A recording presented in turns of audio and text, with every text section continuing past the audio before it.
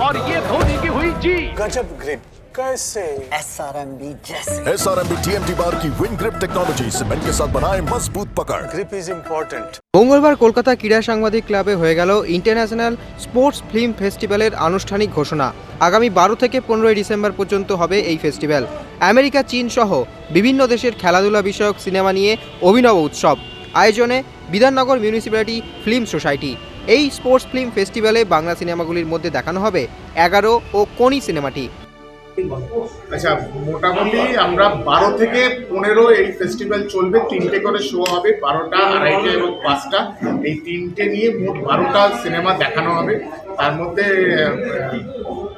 ইয়ে আছে, আমেরিকা আছে, আমেরিকান কনসুলেটের আছে, চায়না আছে, ভারতীয় সিনেমা আছে। এই নিয়ে মোটামুটি 12টা সিনেমা থাকছে এবং তার মধ্যে খেলার মানে সবটাই খেলার সিনেমা। তাতে আপনার ফুটবলও থাকবে, ক্যারাটেও থাকবে এবং অন্যান্য যা বিষয় স্পোর্টসের যা বিষয়গুলো আছে সেগুলো নিয়ে সব ফেস্টিভ্যালটাই পুরোটাই খেলার ওপরে থাকবে।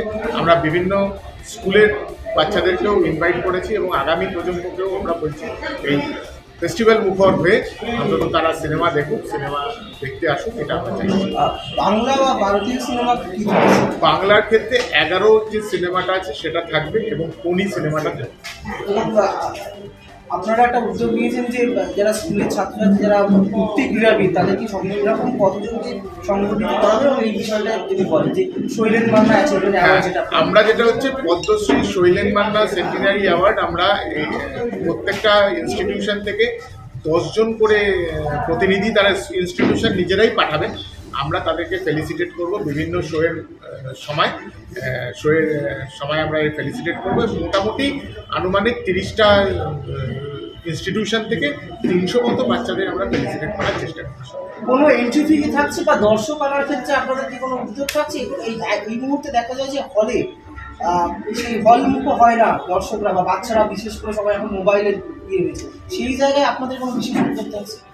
আমরা বাচ্চাদের এবং অভিভাবকদের দুজনকেই আসবার জন্য আমন্ত্রণ জানাচ্ছি। আমরা চাইছি যে হলমুখ হওয়া, মানে সিনেমা দেখার যে একটা যে কালচার এবং একটা যে ফ্লেভার, সেই জায়গাটা আগামী প্রজন্ম ফিল করুক, এটা আমরা চাইছি।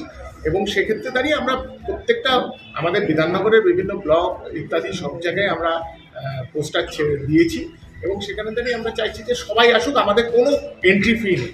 মানে এই ক্ষেত্রে দাঁড়িয়ে মানে ফার্স্ট কাম ফার্স্ট সার্ভে যে যত তাড়াতাড়ি এসে হল জোগাড় করতে পারবে, হলের জায়গা জোগাড় করতে পারবে, তাই আমাদের কোনো অসুবিধা নেই। Extra time.